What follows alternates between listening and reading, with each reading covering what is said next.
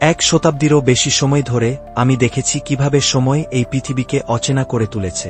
কিন্তু যখন আমি তোমার দিকে তাকাই, আমি যে অনুভব করি তার কোনো কিছু বদলায়নি। ভালোবাসাই আমাকে মানুষ করে তুলেছে, এমনকি যখন আমি মানুষ ছিলাম না। ভালোবাসাই আমাকে চিরস্থায়ী করেছে। আর যদি চিরস্থায়িত্ব মানে আমার কন্যাকে রক্ষা করা, আমি যে মানুষের পাশে দাঁড়িয়েছি তার পাশে থাকা, তাহলে আমি তাকে ছুঁতে দেওয়ার আগে পুরো পৃথিবীই জ্বালিয়ে দেব। আমার নির্বতাকে দুর্বলতা ভেবে ভুল বোঝো না। আমি চুপ থাকতে শিখেছি। তারা আমাকে যেন কোনো পুরাণ মনে করে দেখে, যেন আমি কোনো পাশেই ভাজ খাই না।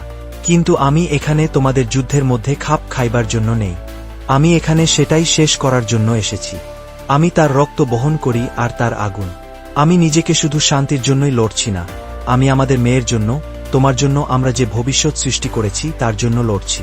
আমি আমার অস্তিত্বকে নিয়ে ভয় পাই না। আমি সেতু, আমি ঝড়, এবং আমি নির্ধারণ করব শান্তি কি মানে। তুমি ভেবেছিলে শান্তি ছিল বেঁচে থাকার পুরস্কার, কিন্তু শান্তি তো ছিল ঝড়গুলোর মাঝে যে নীরবতা।